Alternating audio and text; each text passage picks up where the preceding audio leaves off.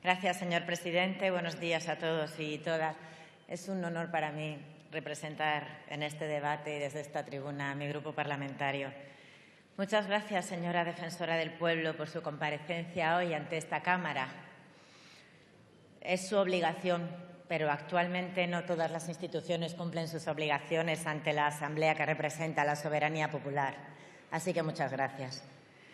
En primer lugar, quiero felicitar a la institución, al personal adjunto y al personal técnico por el magnífico contenido de su informe. Hay un excelente trabajo detrás y también por el portal de transparencia que se pone al día y por su renovación. En nombre del Grupo Parlamentario Podemos, en Comú Podem, en Marea, manifestar nuestro gran respeto por la institución, porque el pueblo al que aquí representamos necesita mucha defensa. Los derechos fundamentales son la esencia de la democracia. Democracia no son las instituciones que pueden desdibujarse incluso dentro del marco constitucional. Sabemos que pueden existir regímenes más o menos autoritarios con separación de poderes y mayor o menor control efectivo entre ellos. Pero no hay democracia sin derechos fundamentales. La gente en la calle lo dijo alto y claro. Lo llaman democracia y no lo es. Lo llaman democracia y no lo es porque tenemos y hemos tenido unas instituciones que no cumplían con su propio derecho. Es gravísimo, pero es así. Porque albergaban una altísima cuota de ilegalidad y de inmoralidad en su interior, porque conviven con toda naturalidad con la corrupción, se alimentan de ella y, lo que es peor, ni siquiera reaccionan cuando emerge. Por las cañerías de la corrupción, no solo se nos escapan o se nos sitúan offshore en Panamá, en Bahamas, en Suiza o en Andorra, los medios materiales con los que debíamos estar construyendo y manteniendo el Estado social de derecho que consagra nuestra Constitución.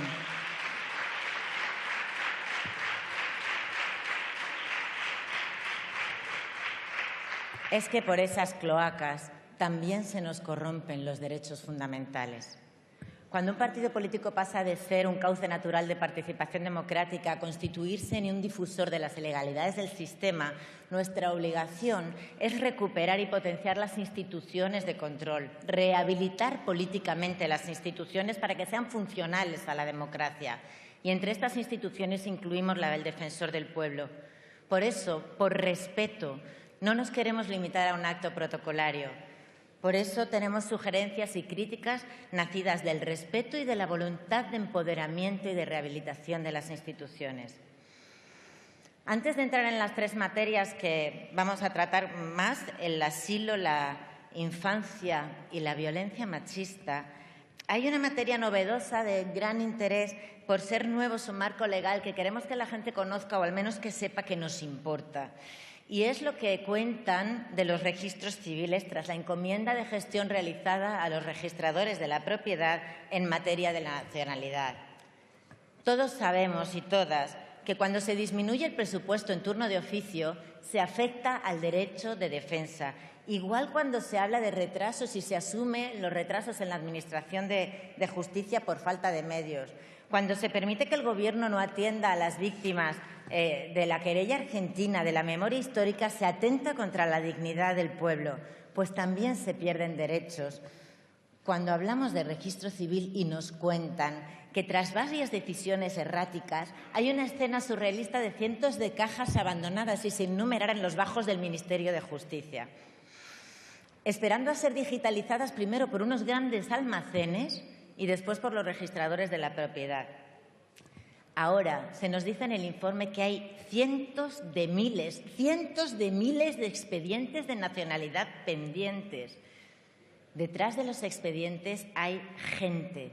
Hay familias enteras que caen en la irregularidad administrativa y pierden muchos de sus derechos, porque si se quedan sin trabajo ven caducar sus tarjetas de residencia legal, aunque lleven 10 años en España, porque se nos habla de citas para 2019 y porque hay una tramitación entre la solicitud y la resolución que oscila entre 2 y 10 años. Esto es un escándalo. Estos son más trabas a los migrantes cuando ya se encuentran dentro. Desde luego, quienes tomaron estas decisiones podrían estar pensando en ellos mismos o en algún registrador de la propiedad, pero no en la gente.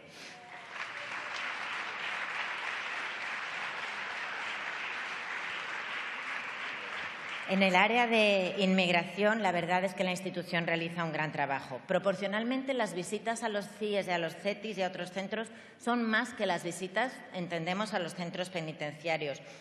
En materia de prisiones, haría falta algo más. De entrada, admitir la realidad para poder cambiarla, no negarla. Negarla no es un buen comienzo. En materia de asilo y refugio, yo creo que sí que hay que felicitar al Defensor del Pueblo por su labor de denuncia de vulneración de derechos fundamentales en frontera sur, pero la denuncia no basta. Le agradecemos, de verdad, su visita a la OAR, a la Oficina de Asilo y Refugio de Beni Ensar, en Melilla.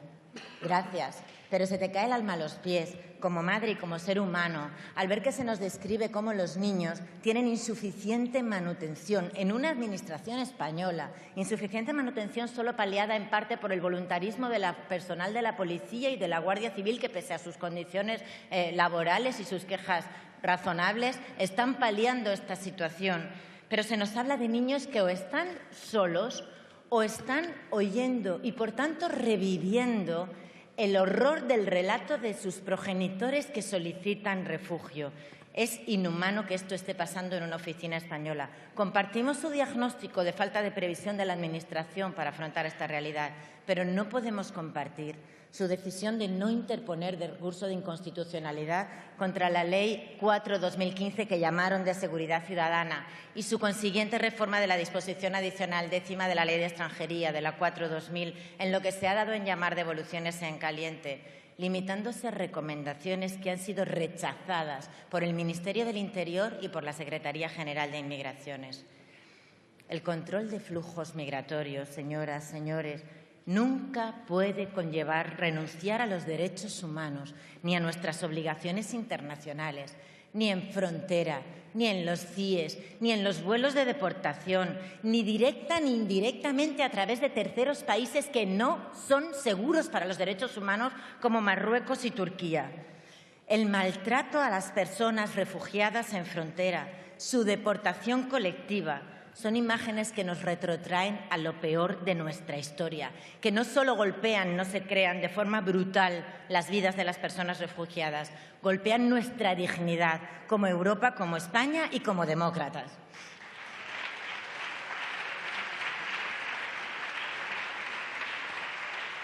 Los territorios de no derecho, una sola excepción que ya es masiva al Estado de Derecho, nos confronta con nuestra mayor vergüenza.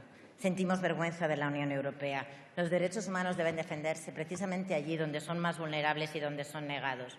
Y, por último, hay dos materias que echamos de menos como epígrafes propios en el informe, que creemos que lo merecen. La primera, la infancia. No hay un tratamiento específico, sino en cada tema, en migraciones, en educación, en justicia de menores. Creemos que esta decisión de trabajo invisibiliza a la infancia. Incluso sugerimos que no se hable de menores, que es una palabra que tiene una cierta connotación peyorativa y contribuye algo a empequeñecer sus problemas. Hablemos de infancia, de niños y niñas. Echamos en falta, ya se lo han dicho, un análisis del impacto de la crisis de la pobreza infantil, que existe, aunque no se escriba. Se admite con naturalidad, incluso que en cierta aquiescencia, la reducción presupuestaria de los gastos de educación y la reducción de ayuda a familias para afrontarlos. Pero esto no son desgracias del destino, son decisiones políticas y ahí la acción política demuestra sus prioridades, con toda crudeza demuestra sus inhumanas prioridades. La gratuidad de la enseñanza no puede limitarse a la escolarización en sí. Cuando se necesita tiene que incluir comedor, transporte, libros de texto, material escolar y deportivo. No podemos convertir a nuestros niños y niñas más vulnerables en pequeños héroes. No podemos asumir que para los más pobres estudiar vuelva a ser un acto de rebeldía, un acto de superación de la desigualdad de oportunidades. Usted dijo en la comisión que de pobreza infantil había un buen informe de Cáritas, pero Cáritas ni es alto comisionado del Congreso y Senado ni tiene función de control de la Administración. Y no se trata de caridad, se trata de justicia.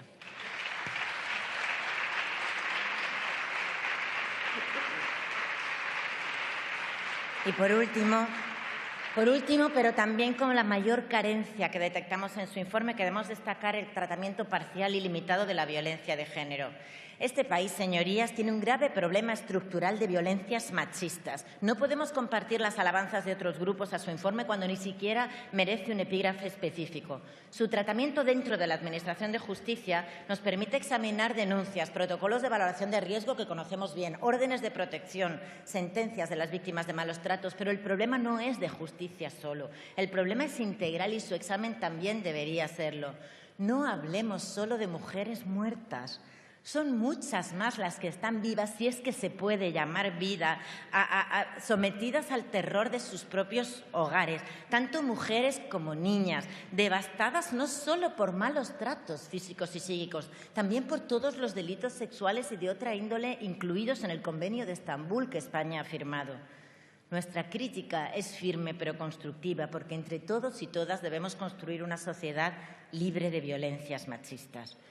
La discriminación contra las mujeres en los muy diversos ámbitos, grandes ámbitos en los que se produce por el mero hecho de ser mujeres, profundiza la desigualdad estructural y agudiza el problema de violencia de género. Hablemos ya de violencias machistas, en plural, con todas sus formas. Examinemos los efectos de la reducción cruel de los recursos institucionales de protección de las víctimas, sus hijos e hijas, y las medidas de prevención, incluida la educación para una ciudadanía en igualdad. No se puede reducir drásticamente en materia de educación y prevención para después, cuando una mujer es asesinada, mostrar cada semana nuestra repulsa por las víctimas de violencia machista y enviar condolencias a las familias sin asumir también nuestra propia responsabilidad institucional, de unos, qué duda cabe, mayor que la de otros.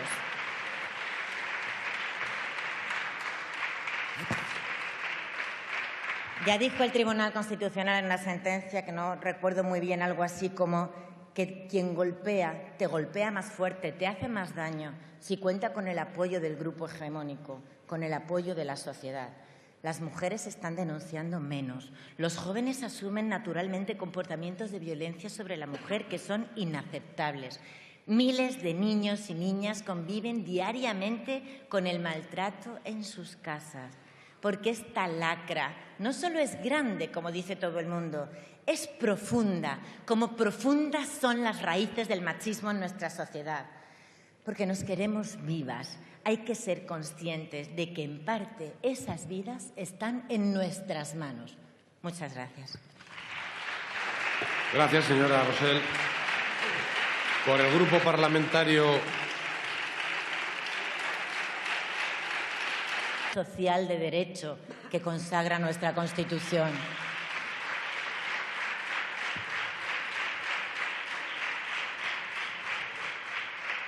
Es que por esas cloacas también se nos corrompen los derechos fundamentales. Cuando un partido político pasa de ser un cauce natural de participación democrática a constituirse en un difusor de las ilegalidades del sistema, nuestra obligación es recuperar y potenciar las instituciones de control, rehabilitar políticamente las instituciones para que sean funcionales a la democracia. Y entre estas instituciones incluimos la del Defensor del Pueblo. Por eso, por respeto, no nos queremos limitar a un acto protocolario. Por eso tenemos sugerencias y críticas nacidas del respeto y de la voluntad de empoderamiento y de rehabilitación de las instituciones. Antes de entrar en las tres materias que vamos a tratar más, el asilo, la infancia y la violencia machista, hay una materia novedosa de gran interés por ser nuevo su marco legal que queremos que la gente conozca o al menos que sepa que nos importa.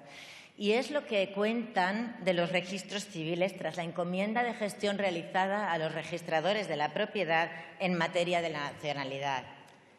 Todos sabemos y todas que cuando se disminuye el presupuesto en turno de oficio se afecta al derecho de defensa. Igual cuando se habla de retrasos y se asume los retrasos en la Administración de Justicia por falta de medios.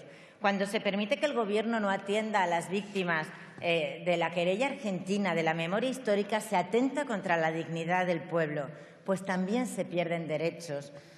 Cuando hablamos de registro civil y nos cuentan que tras varias decisiones erráticas hay una escena surrealista de cientos de cajas abandonadas y sin numerar en los bajos del Ministerio de Justicia. esperando a ser digitalizadas primero por unos grandes almacenes y después por los registradores de la propiedad. Ahora se nos dice en el informe que hay cientos de miles de expedientes de nacionalidad pendientes. Detrás de los expedientes hay gente.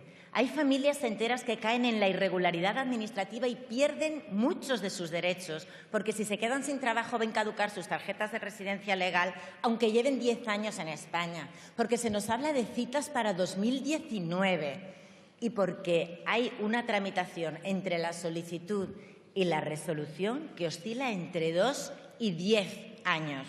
Esto es un escándalo. Estos son más trabas a los migrantes cuando ya se encuentran dentro. Desde luego, quienes tomaron estas decisiones podrían estar pensando en ellos mismos o en algún registrador de la propiedad, pero no en la gente.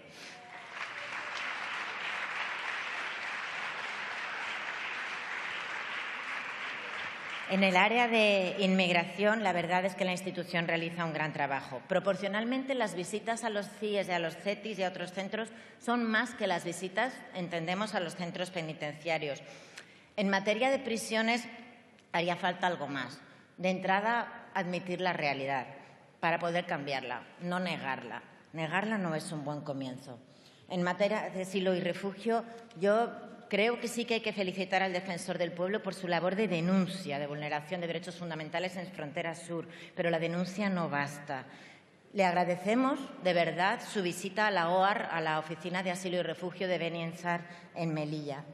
Gracias, pero se te cae el alma a los pies, como madre y como ser humano, al ver que se nos describe cómo los niños tienen insuficiente manutención en una administración española, insuficiente manutención solo paliada en parte por el voluntarismo del personal de la policía y de la Guardia Civil, que pese a sus condiciones laborales y sus quejas razonables, están paliando esta situación.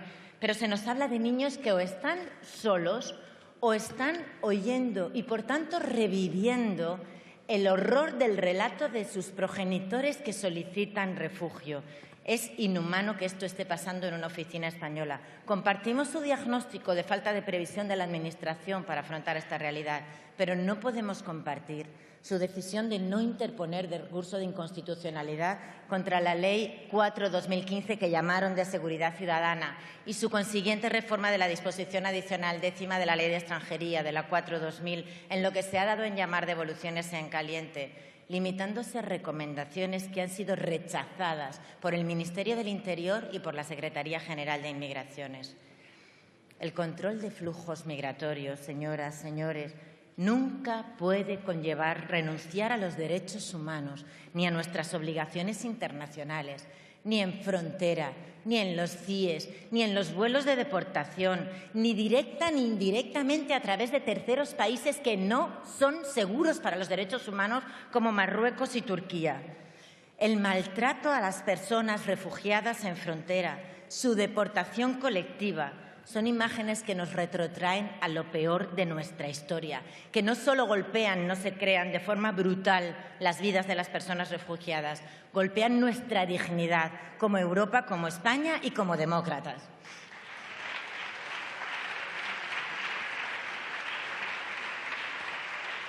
Los territorios de no derecho, una sola excepción que ya es masiva al Estado de Derecho, nos confronta con nuestra mayor vergüenza. Sentimos vergüenza de la Unión Europea. Los derechos humanos deben defenderse precisamente allí donde son más vulnerables y donde son negados. Y, por último, hay dos materias que echamos de menos como epígrafes propios en el informe, que creemos que lo merecen. La primera, la infancia. No hay un tratamiento específico, sino en cada tema, en migraciones, en educación, en justicia de menores. Creemos que esta decisión de trabajo invisibiliza a la infancia. Incluso sugerimos que no se hable de menores, que es una palabra que tiene una cierta connotación peyorativa y contribuye algo a empequeñecer sus problemas. Hablemos de infancia, de niños y niñas. Echamos en falta, ya se lo han dicho, un análisis del impacto de la crisis de la pobreza infantil, que existe, aunque no se escriba. Se admite con naturalidad, incluso que en cierta... Gracias, señor presidente. Buenos días a todos y todas. Es un honor para mí representar en este debate y desde esta tribuna a mi grupo parlamentario. Muchas gracias, señora Defensora del Pueblo, por su comparecencia hoy ante esta Cámara. Es su obligación pero actualmente no todas las instituciones cumplen sus obligaciones ante la Asamblea que representa la soberanía popular. Así que muchas gracias. En primer lugar, quiero felicitar a la institución, al personal adjunto y al personal técnico por el magnífico contenido de su informe. Hay un excelente trabajo detrás y también por el portal de transparencia que se pone al día y por su renovación. En nombre del Grupo Parlamentario Podemos, en Comú Podem, en Marea, manifestar nuestro gran respeto por la institución, porque el pueblo al que aquí representamos necesita mucha defensa. Los derechos fundamentales son la esencia de la democracia. Democracia no son las instituciones que pueden desdibujarse incluso dentro del marco constitucional. Sabemos que pueden existir regímenes más o menos autoritarios con separación de poderes y mayor o menor control efectivo entre ellos. Pero no hay democracia sin derechos fundamentales. La gente en la calle lo dijo alto y claro. Lo llaman democracia y no lo es. Lo llaman democracia y no lo es porque tenemos y hemos tenido unas instituciones que no cumplían con su propio derecho. Es gravísimo, pero es así. Porque albergaban una altísima cuota de ilegalidad y de inmoralidad en su interior, porque conviven con toda naturalidad con la corrupción, se alimentan de ella y, lo que es peor, ni siquiera reaccionan cuando emerge. Por las cañerías de la corrupción, no solo se nos escapan o se nos sitúan offshore en Panamá, en Bahamas, en Suiza o en Andorra, los medios materiales con los que debíamos estar construyendo y manteniendo el estado de aquiescencia, la reducción presupuestaria de los gastos de educación y la reducción de ayuda a familias para afrontarlos. Pero esto no son desgracias del destino, son decisiones políticas. Y ahí la acción política demuestra sus prioridades, con toda crudeza, demuestra sus inhumanas prioridades. La gratuidad de la enseñanza no puede limitarse a la escolarización en sí. Cuando se necesita tiene que incluir comedor, transporte, libros de texto, material escolar y deportivo. No podemos convertir a nuestros niños y niñas más vulnerables en pequeños héroes. No podemos asumir que para los más pobres estudiar vuelva a ser un acto de rebeldía, un acto de superación de la desigualdad de oportunidades. Usted dijo en la comisión que de pobreza infantil había un buen informe de Cáritas, pero Cáritas ni es alto comisionado del Congreso y Senado ni tiene función de control de la Administración.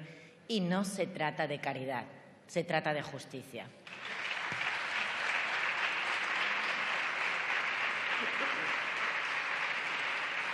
Y por último, pero también con la mayor carencia que detectamos en su informe, queremos destacar el tratamiento parcial y limitado de la violencia de género.